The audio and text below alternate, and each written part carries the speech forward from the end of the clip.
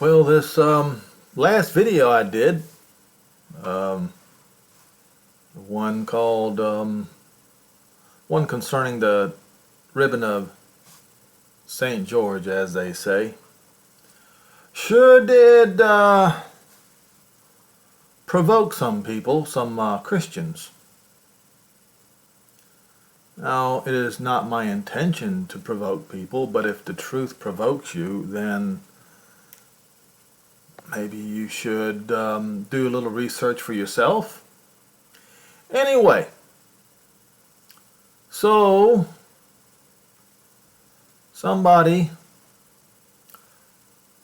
with his moniker on BitChute, Ugly Casanova,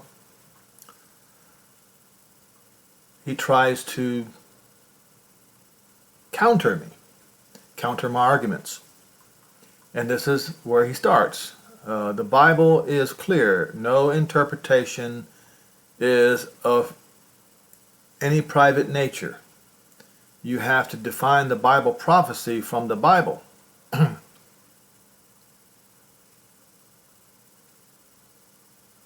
As if I haven't. He said, what you are doing is wrong, brother. You can't define it how you want to define it. Most of the prophetic symbols in Revelation are defined in the Old Testament, so how can I be wrong about Gog and Magog? Instead of banning people, yes, I blocked a lot of people on this particular website because they, instead of presenting a case, presenting an argument, they're hurling anti-Jewish and anti-Israel insults, and I'm just not going to tolerate that. So I blocked them. So he says, instead of banning people and not discussing your ideas, you should debate. But all you do is delete comments and ban people, which is the sign of someone that isn't truly strong in their beliefs. They aren't truly seeking the truth. They think they found it, which is what Revelations is talking about in the beg when he puts his letter out to the churches, whatever that means. And those are church ages, the last being Laodicea, and what does it say? Because you say, I am rich and increase with goods and have need of nothing, and know not that you are wretched, miserable, poor, blind, and naked. And that's all he's got. So he accuses me of not proving my point. All right? Accuses me of blocking people and not making my case.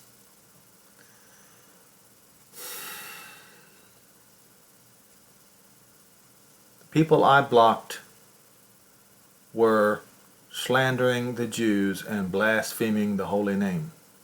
So I blocked them. So what is my answer?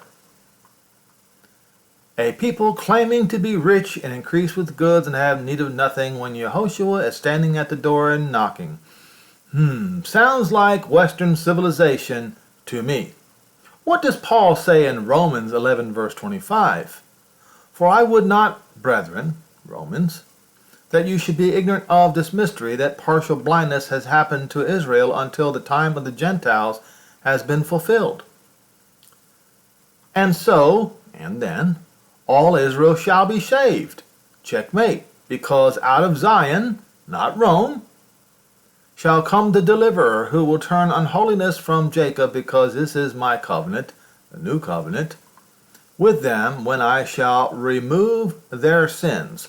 See Jeremiah 31 verses 31 through 34 and Hebrews 8 verses 8 through 12 for references. And I urge everyone to go to both of those passages, because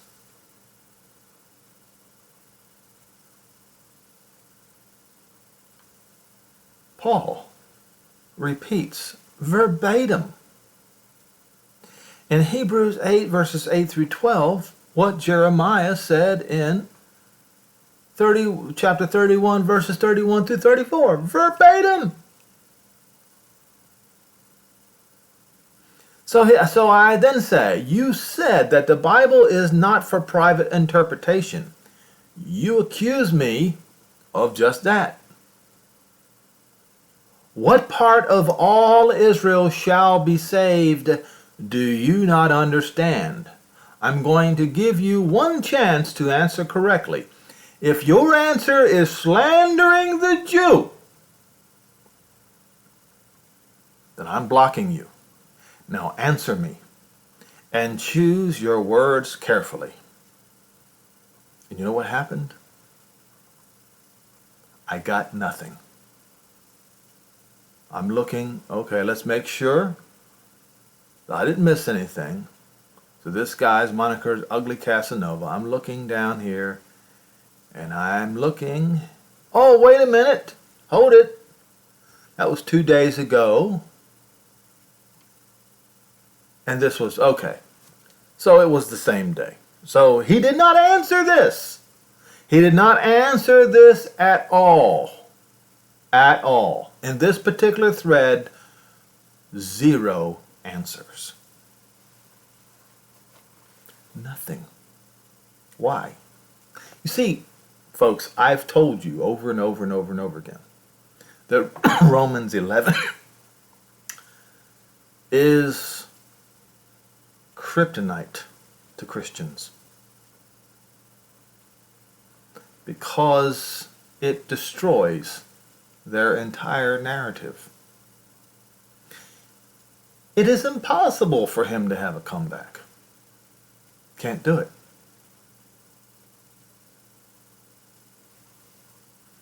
So some other guy decides he wants to pipe up.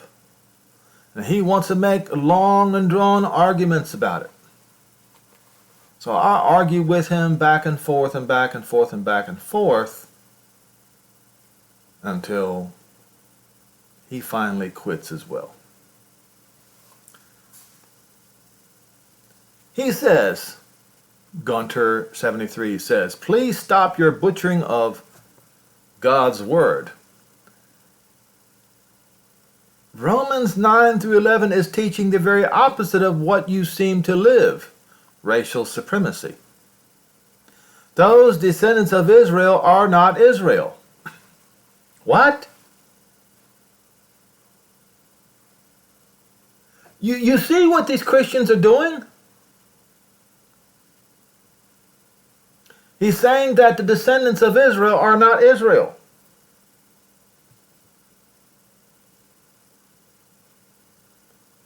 Once again, if you would bother to read Romans 11, especially, but not exclusively, verses 25, 26, 27, 28, he would not be saying these things.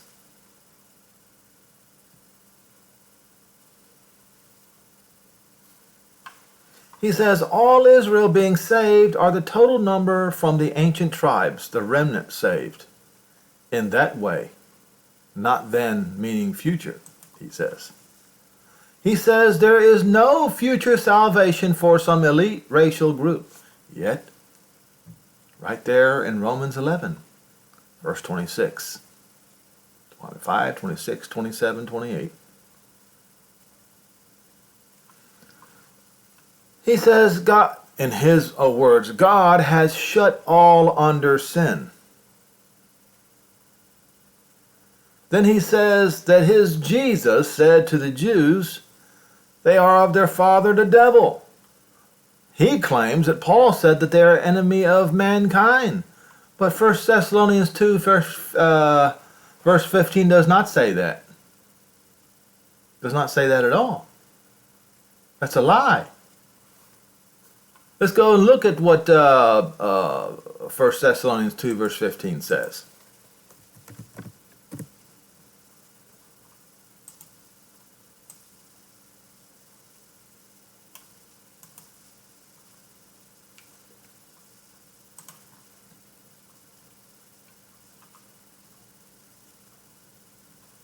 What happened? Oh, there's no such thing as What? There it is, right there. Oh, about to lose my mind here. 2 verse 15, he says.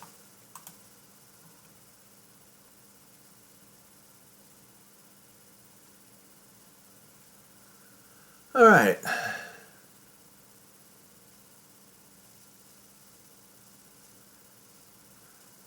Forbidding us to speak to the Gentiles, that the Gentiles might be saved, and to fill up their sins.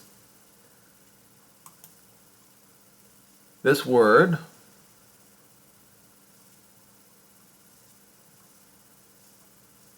is it really always?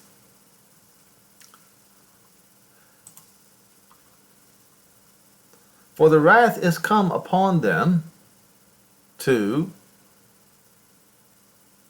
it says, and a toll. A toll. Payback. Well, it came. It did. So why is he only reading this and refusing to read Romans 11? So we go to Romans 11 and we challenge his argument.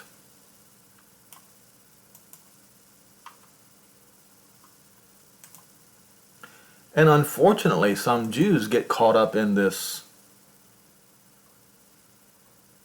and hating Paul as a result, because they never bothered to read Romans 11 either. They never bothered to read Hebrews 8 verses 8 through 12. Why? Why would they conveniently leave that out?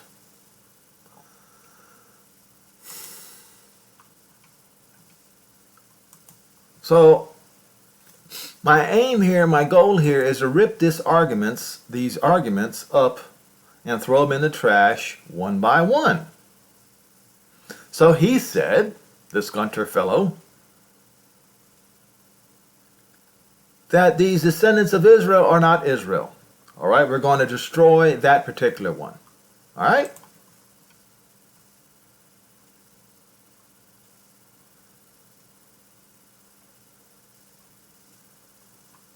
I say then, hath Elohim cast away his people? Elohim forbid, for I am an Israelite of the seed of Abraham, of the tribe of Benjamin. He has not cast away his people whom he foreknew. Don't you know what the scripture said of Eliah? How he made intercession to Elohim against Israel, saying, Jehovah, they have killed your prophets and digged down your altars, and I am left alone, and they seek my life. But what did he say? I have reserved to myself 7,000 men who have not bowed the knee to the image of Baal. Incidentally, the Jews today do not bow down to the image of Baal. It is you Christians who do it. Even so, at this present time, that was back right near just before Titus raped, pillaged, and murdered Jerusalem. There is a remnant according to the election of grace. So in those days, there was a remnant according to election of grace. Timing is everything. And you Christians, you want to claim once and for all, no matter how evil you Christians are, that somehow you have to be accepted anyway because you're Christians. And that the Jews will forever and ever and ever and ever and ever be rejected. Well, that's a lie, and I'm going to prove it today.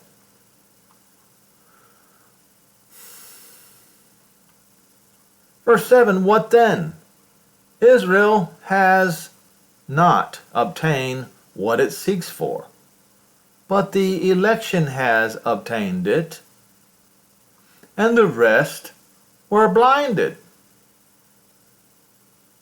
Just like you Christians' hearts are hardened today. It says, we're blinded, aka to harden. As Jehovah wrote them in the spirit of slumber, or has given unto them the spirit of slumber, eyes that they should not see, and ears that they should not hear, unto this day. And David said, now this right here is also for the Gentiles, because this passage in, I believe it is Psalm 69 and verse 22, where David uses this passage. But David says that about the Gentiles. He does. Let their table be made a snare, and a trap, and a stumbling block, and a recompense unto them. You know what else David said? And let peace and safety be the tripline.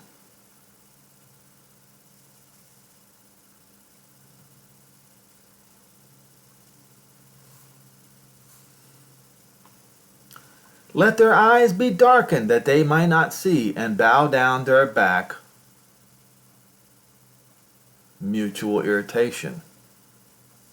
Since they irritated Jehovah, let them also be irritated. Then he says this, I say then, have they stumbled that they should fall?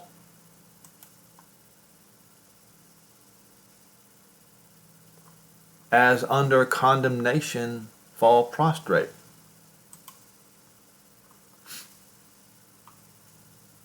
Jehovah forbid, but because of their false step, not fall, because of their false step, trespass, lapsing,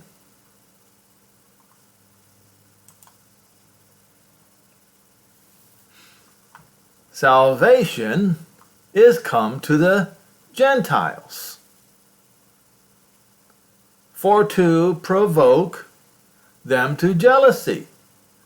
Now if the false step be the riches of the world, the Gentile world, and the diminishing of them, or their loss being the riches of the Gentiles, but you don't want to read. You church folks, you don't want to read the rest, do you? How much more they're filling up. They're going to be filled back up again, and even much, much more. It's not me that's interpreting it. I'm just speaking the words of Paul as he says it. Don't accuse me of using private interpretation. But you people who argue with me concerning these things, it is you. You condemn yourselves because it is you who has used private interpretation. Not me. That you cannot accuse me of. When I say I think, when I say I suppose, when I say it's a possibility, I mean exactly that. I speak to you, he's speaking to the Romans, Gentiles, because I am the apostle of the Gentiles. I magnify my office if by any means I may provoke to emulation, to jealousy, them which are of my flesh, and might save some of them. What do you mean, save some of them? They were under wrath, and the wrath was coming. The destruction of Jerusalem. Millions would die and have to wait for the resurrection.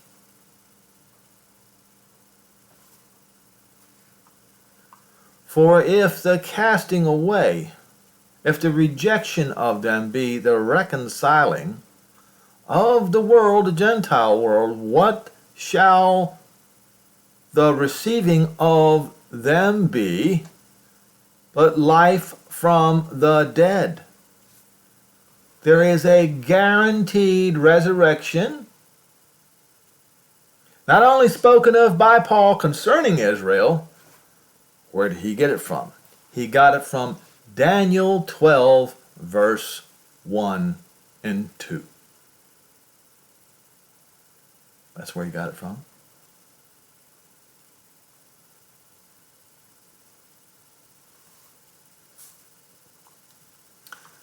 Because if the first fruit is holy, the lump is also holy. Who is the lump? The lump is Israel. Otherwise, why would he say lump?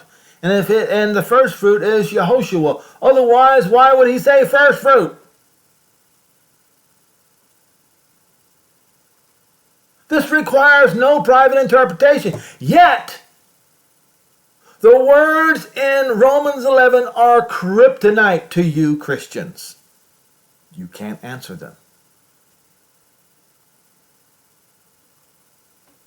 And I can use this entire chapter to destroy you Christians, all your false doctrines, easily.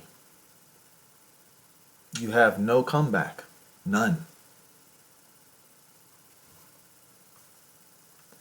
The first fruit be holy,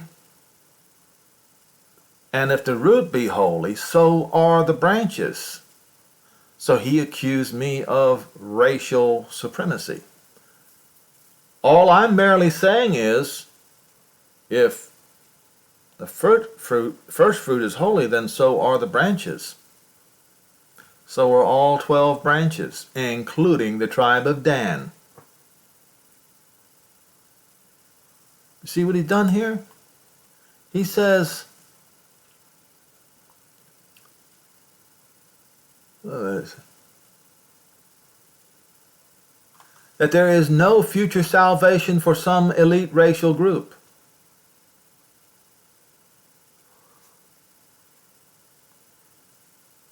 And as I have pointed out, about 6 years ago, if Israel is not saved, then nobody's going to be saved. If you tell the world, yourself, and the Father in heaven that Israel cannot be saved, then you have damned yourself to hell.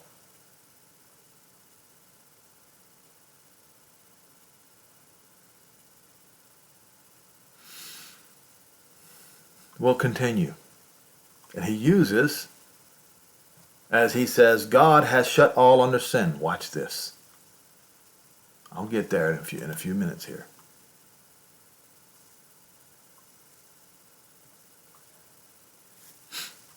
And if some of those among the branches were broken off, and you, being a wild olive, not a wild olive tree, but a wild olive, okay, I'll just pull it up. Okay, it does say a wild olive tree, but the definition is the wild olive, okay? If you being a wild olive, or a little olive branch, you were grafted in among, with, at, by them. By who? Israel. And with them partaking jointly. Sunkoi no nos means partaking jointly. How then, O Christian, can you be partaking jointly with the Jews if you take up your cross and your sword and proceed to murder them generation after generation after generation after generation? Attempting so many times to exterminate them. And even in your own doctrine you say that there is no more Israel. And you do this because you attempted to exterminate him and you nearly succeeded. So if you attempt to exterminate them and nearly succeed, then you are not partaking jointly with them at all. With the root and the fatness of the righteous olive tree. And that olive tree is Israel. You see, the root is the Moshiach. The olive tree is Israel. And the branches are 12. Boast not against the branches. This is exactly what you Gentiles are doing. This is what this guy did here. This is what this guy did here. Boasting against the branches. Can't do it. Look what he says here. He says these descendants of Israel are not Israel. And they are not, the remnant are saved in that way, not then meaning future. There is no future salvation of some elite racial group. He has shut them all under sin. He claims Jesus, as he says, said to the Jews, they are the father of the devil. It was a certain group of that generation. A certain group of that generation. Paul said there, and he lies when he said, Paul did not say they're the enemy of all mankind. And then he claims that Revelation calls the land Sodom and Egypt. If he would have bothered to read where the Moshiach was killed, he was not killed inside Jerusalem. And who killed him anyway? The Romans did. So he says, case closed, really. Hebrew is a dinosaur language resurrected in the 1920s to give the Khazar immigrants a fake sense of identity. Take away all the externals, beards, prayer cloths, star of Rumpah, occult symbol, and silly Europeans speaking Hebrew, and there is nothing left of Jewishness except racial supremacy. Jewishness ends once and for all at the cross of, as he says, the Lord Jesus.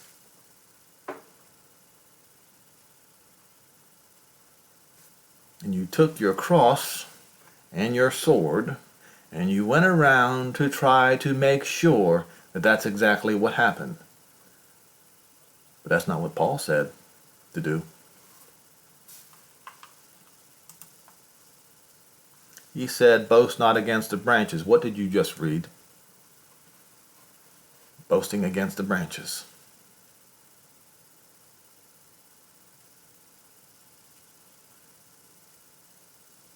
A sin that is going to give Christians damnation.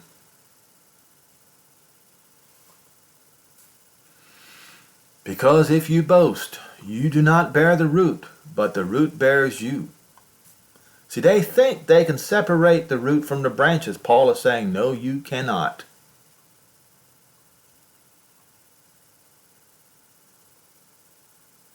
They tried so hard to separate the root from the branches that they rejected the name of Yehoshua, Moshiach, and chose the Gentile, false Messiah, Jesus Christos, born 834 BCE. In their attempt to separate the Moshiach from the people of Israel. But they can't be separated. They are together forever. Boast not against the branches, because if you boast, you don't bear the root, but the root bears you. So what he is saying is, you cannot boast against the branches, because if you do, you're boasting against the root. Because the root and the branches are inseparable. You will say then, O Roman, the branches are broken off, that I might be grafted in. Well, because of unbelief, some of them were broken off, and you now stand by faith.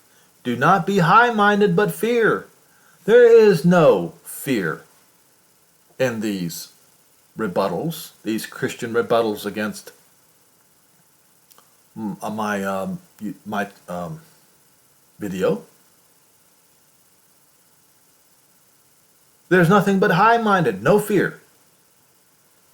Because if Jehovah didn't spare the natural branches back in 70, take heed, lest he also spare not neither you. But they're not taking heed. Not taking heed at all.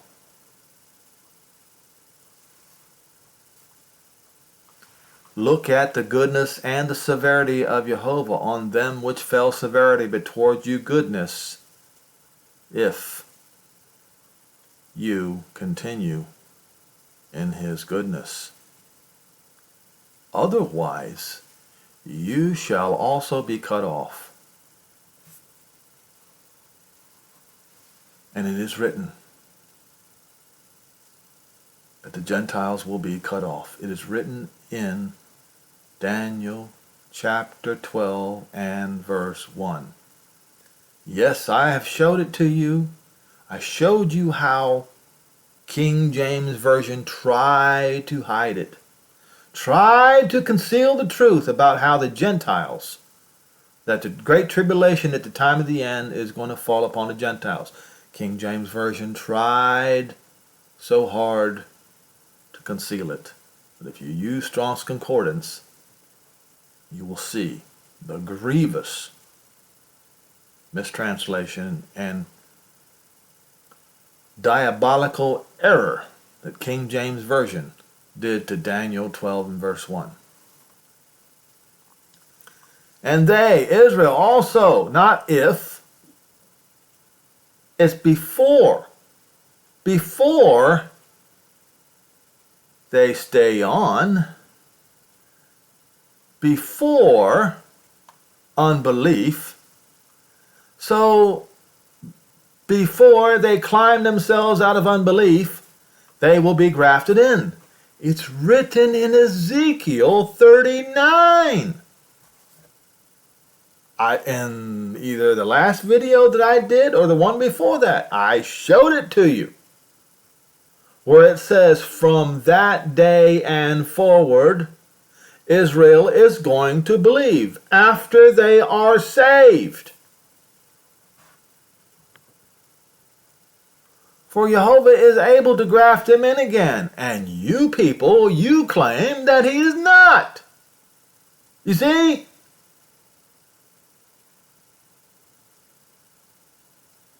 See what y'all have done? Jewishness ends once and for all.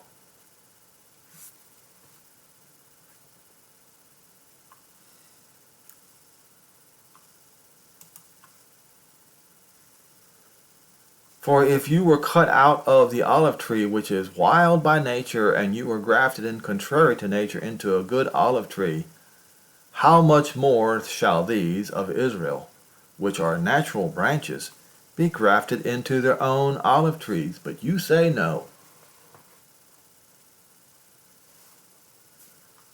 For I would not, brethren, that you should be ignorant of this mystery, lest you should be wise in your own conceits, that blindness in part has happened to Israel until, now it says, the fullness of the Gentiles be come in. So I'm not going to use my private interpretation, folks. No, sir. What I'm going to do is I'm going to go to Luke, I believe it's Luke 21, if I remember correctly. If it's not, it's in one of the counterpart scriptures.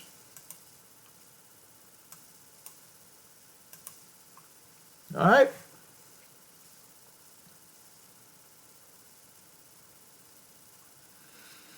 Yes, there it is. Now, remember, during Paul's days, Israel's tribulation, Jerusalem's tribulation has not come yet. So let's look at it carefully.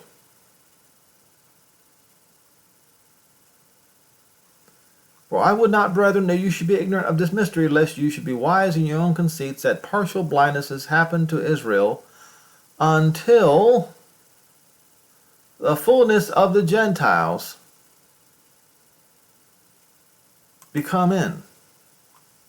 enter. What is that supposed to mean? Let's read. Remember I just told you that the tribulation upon Jerusalem had not happened yet when Paul was speaking these things. He was speaking of a future event, future from his vantage point, past tense from our vantage point. And when you shall see Jerusalem compassed with armies, were they not compassed with armies in the year 70 on the Roman calendar? Absolutely they were. Then know that its desolation is nigh. Did Jerusalem, was it made desolate? Yes, it was. Your history books tells you so, and they tell you who did it. Emperor Vespasian and his son Titus. Then let them which are in Judea flee into the mountains of the south. And some of them, many of them did, but not the majority. And in the mountains down in the south, the ones who went down there survived, and then Hadrian came in there later, many years later, I think it was 100 years later, and came and wiped them out too. Let them which are in the midst of the city, or in the midst of Judea, depart out, and let them which are in the rural areas don't go back. For these are the days of vengeance. What are the days of vengeance? Is that something future for Israel as the Gentiles claim? False. That is an event that occurred. The year 70 on the Roman calendar. And it was a 7-year event. The year 70 was right smack dab in the middle. So that all things which are written may be completed. And once it was completed, it was completed. Let's watch and listen carefully. But woe unto them which are with child, and those who give suck in those days, for there shall be great distress in the land of Israel, and wrath upon this people. It occurred. It is past tense. Your history books will tell you this. And they shall fall by the edge of the sword, and they did. The attempted extermination of the Jews happened over and over and over again.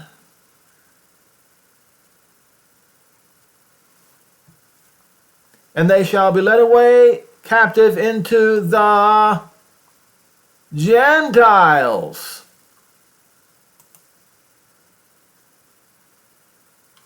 And Jerusalem will be trodden down by the Gentiles until the time of the Gentiles is fulfilled. Going back to what Paul said here, until the fullness of the Gentiles be come in. Nope, I did not use private interpretation. I did not. This was a better interpretation, until the times of the Gentiles has ended, completed. So the Gentiles have a finite amount of time. They think they have an infinite amount of time, but their time is finite.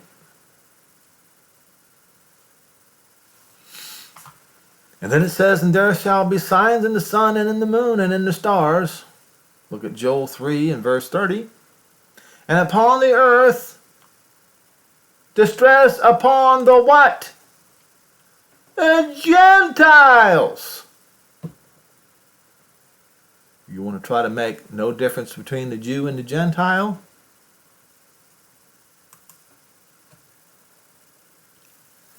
When you do it, it is because you have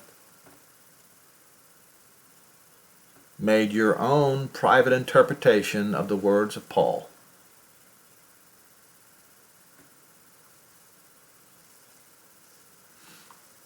Distress upon the Gentiles, with perplexity, the waves and the seas roaring, men's hearts failing for fear, for looking after those things which are coming upon the earth, for the powers of the sky shall be shaken, and then they shall see the Son of Man coming in a cloud with power and great glory. And when you see these things come to pass, who is Yehoshua talking to? The 12 apostles of the 12 tribes of Israel.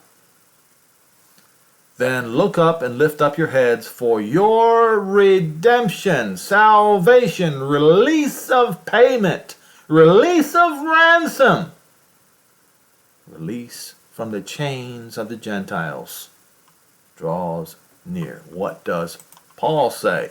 How does he say it? And so all Israel shall be saved. This is the Christian kryptonite. Because it is written, there shall come out of Zion the deliverer, not out of Rome, out of Zion, and will turn away unholiness from Jacob, from the 12 tribes of Israel. Because this is my covenant. What covenant? The one that Jeremiah spoke about in Jeremiah 31, verses 31 through 34, and Paul repeated in Hebrews 8, verses 8 through 12. Undeniable. When I shall take away their sins, release payment.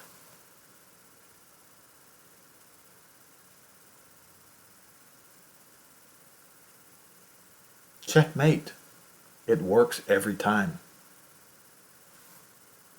You see, concerning the gospel, they might be the Romans' enemies for the Romans' sakes, but concerning the election, they are the beloved for the patriarchs' sakes. That's Abraham, Isaac, and Jacob's sakes, because the gifts and calling of Jehovah cannot be changed. And you Christians say that it is changed. For you, Romans in time past, have not believed Jehovah, yet you have now obtained mercy because of their unbelief. Even so, have these also not believed? So now, because you were given mercy, they might also obtain mercy. But you don't want them to receive mercy. And because of that, because you Gentiles, you Christian Gentiles, you don't want the Jews to receive mercy, mercy is going to be taken away from you. This is not hard to understand, folks. The hardness is in your hearts. For Jehovah has concluded all in unbelief, so that he might have mercy upon all. Why is it then that you Gentiles don't want mercy upon the whole house of Israel?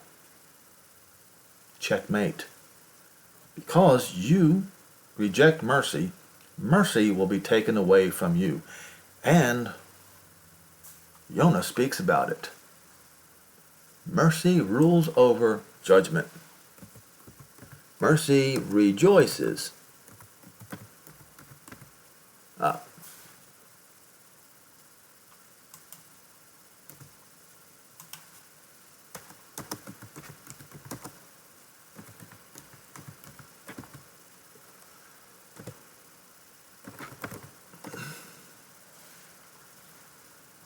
Where is it? Come on. Oh, it's at James 2:13. Now, I want you Christians to listen carefully. For he shall judge without mercy those who showed no mercy, because mercy rejoices against judgment. Now you know why judgment is coming to the Gentiles. Right here. The Gentiles showed no mercy. They showed no mercy to the Jews in Jerusalem on the year 70. They showed no mercy to the Jews during the Crusades. They showed no mercy during the Reformation. They showed no mercy to the Jews during the Holocaust. The Shoah. They showed no mercy.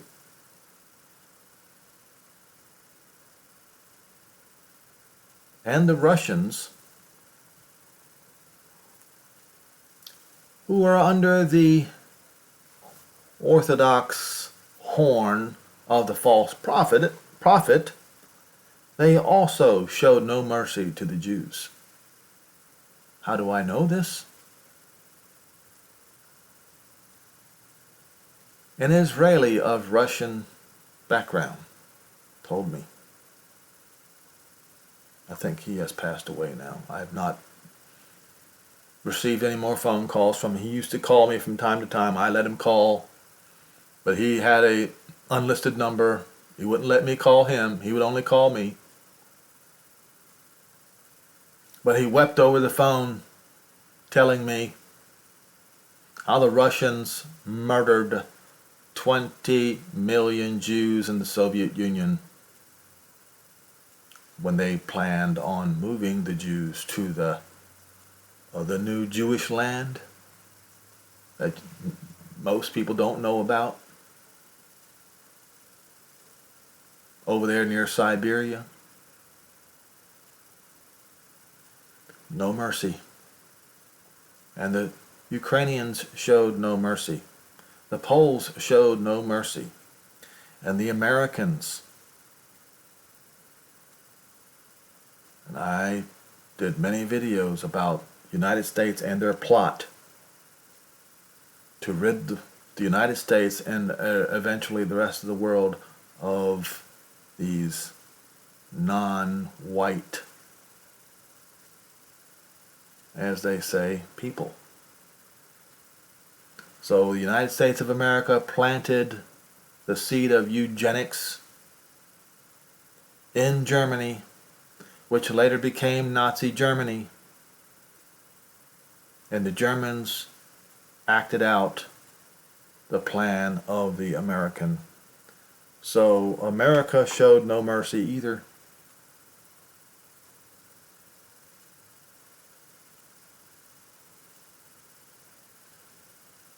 When the Jews went on that boat to Cuba and tried to receive asylum from President Roosevelt, President Roosevelt showed no mercy. And he represented the United States of America. And I hope and pray that the individual soldiers who went and opened up the concentration camps and set them free will be rewarded by Yehoshua for doing so. But their leaders, absolutely not. They showed no mercy. So, let's continue.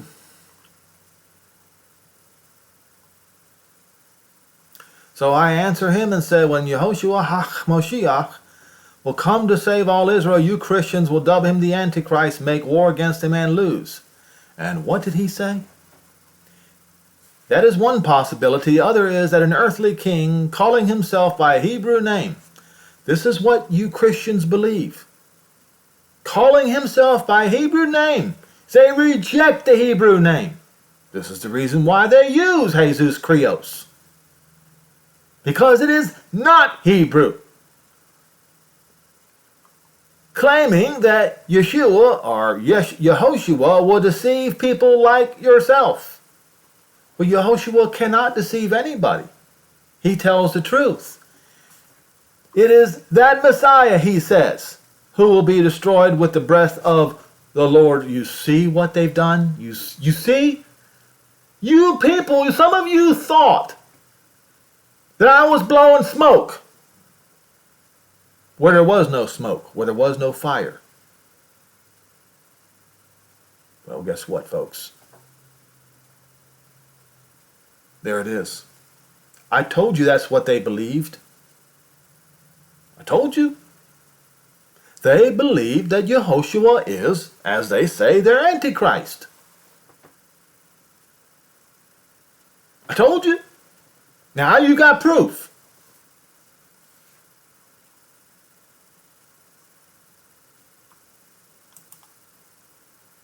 So he said, in his own words, and I told you who God was, an idol of the Gentiles.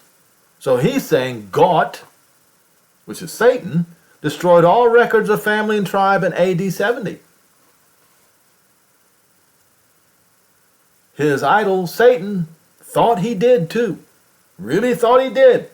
He'd be wrong. And you think that you are some part of a chosen race by blood, you're tricking yourself. It could never be proven. Jehovah knows each and every one of them. And each and every one of them will be saved.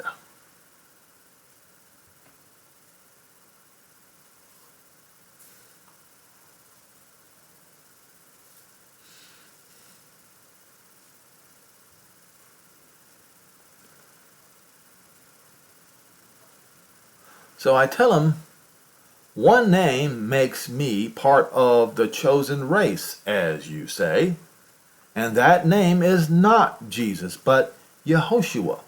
Yes, that name makes me a part of the chosen race, no matter what my background is, and yours too, because he's the rightful heir. Paul said in Romans 11:15, for the casting away of them, Israel in 70 CE, be the reconciling of the world. What shall the receiving of them be but life from the dead? Verse 16, for the first fruit, Yehoshua, is holy. The lump is also holy. And if the fruit be holy, so are the 12 branches. You Christians deny everything that Paul said in Romans 11. That only means Christianity chose lies shortly after Paul's death. He even foretold that the Gentile believers would soon follow a different Messiah. 1 Corinthians 11 verse 3, but I fear lest by any means, just as a serpent beguiled Eve through his subtlety, so your minds should be corrupted by the simplicity which is in Messiah. Number 4, for if someone comes preaching another Messiah whom we have not preached, or if you receive another spirit which you have not received from the disciples, or a different gospel which is unacceptable, you would likely tolerate them. And he was right. He was absolutely right. And so I answer, well, it looks like that again, Paul was right. No sooner than Paul's last breath, many started following that false Gentile Messiah named Jesus Christos, born December 25th, 834 BCE. So we go back and forth, and it finally comes to the end. Christianity is not about is only about bowing to Christ. Jew or no Jew, it makes no difference. The blood of the Christ alone saves you or I. Christ forbids any racial definition of a Jew. Well, we just proved that wrong in Romans 11. I am not sure why this is controversial. How would you prove your Hebrew roots if somebody put a gun to your head? You could not, right? Paul, our brother, was of the tribe of Benjamin. Nobody today can say that stuff, but hey, even if they could, Paul said that the sum total of Jewishness amounted to dung, and he did not provide the scripture compared to the glory of knowing, as he says, Christ. And notice, he will always use Jesus and Christ, his false Messiah, rather than Yehoshua, the Hebrew Moshiach. You see?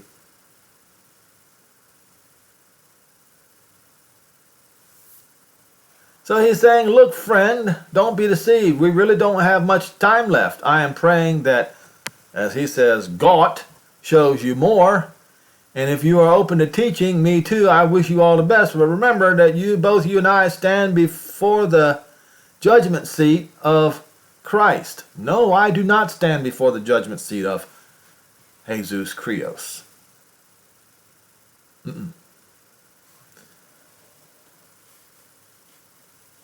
That is false. So I say, my rebuttal concerning Paul's words in Romans 11, you contradicted Paul by claiming Israel is not Israel, did you not? So how can Paul be your brother if you reject his words? If you reject his words, then why do you call him brother? Then I continue. Jesus Christos can never be anyone's savior. If you call the Jews scat, then according to Paul, you call the Jewish Messiah the same. Because Paul said, and I quote, if the root Messiah is holy, then so are the branches. So now what you have done is trampled your dirty feet on your only chance of salvation. You claim that your Christ forbids any racial definition of a Jew. Then how then do you explain the names of each of the tribes of Israel being on the gates in the New Jerusalem in Revelation 21 verse 12, just like it is written in Ezekiel chapter 48 verse 31, checkmate, go away you adversary of Yaakov. And his last answer was, as he says, may God bless you and lead you into all truth. Goodbye.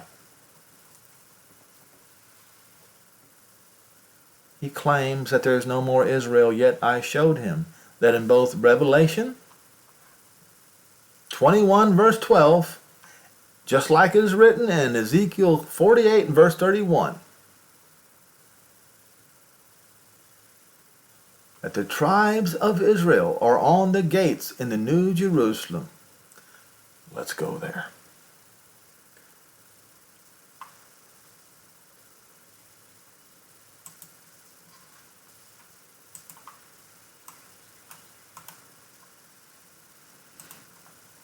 (21) and verse 12.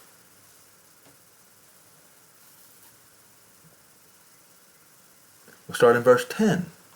And he carried me away into the Spirit into a great high mountain and showed me that great city, the holy Jerusalem, descending out of the sky from Jehovah, having the glory of Jehovah, and her light was like unto a stone most precious, even like jasper stone, clear as crystal, and had a wall great and high, and had 12 gates, and at the gates 12 messengers, and the names written thereon were the names of the 12 tribes of the children, sons of Israel. Checkmate. The Christians lose, Israel wins. Who else is going to come and try to argue with me concerning these things? You better bring your best. Bring the best that you've got. I challenge you to bring your preacher along. Bring the man at the Vatican, the guy who calls himself Pope. Bring him up there. Bring him up here to argue with me concerning the gospel, concerning salvation of Israel. Bring the man, the so-called patriarch of the Russian Orthodox Church. Bring him here. I challenge all you preachers, all of them.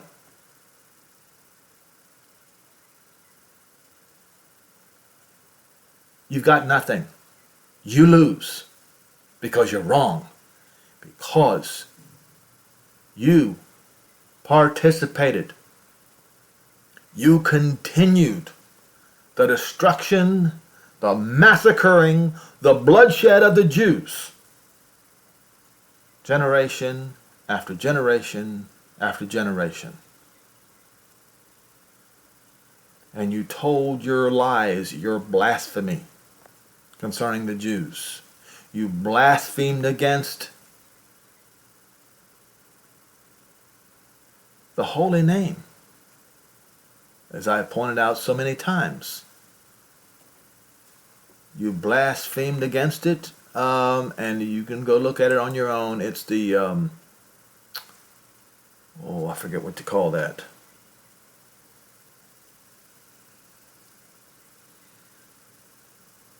But as they say, the Judensow. If you type in on Google, Judensow, you go to Wikipedia and read through the whole thing, and you can see where the Catholic Church and the Protestants defamed and blasphemed in the most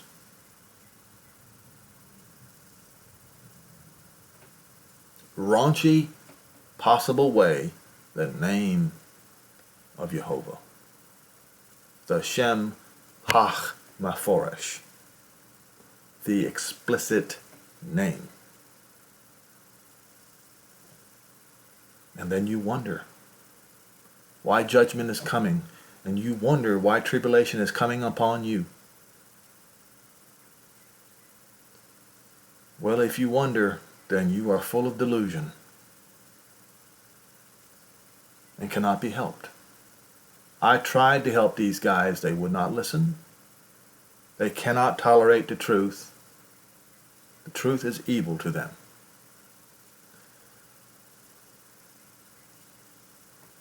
As I said before, is there anybody else?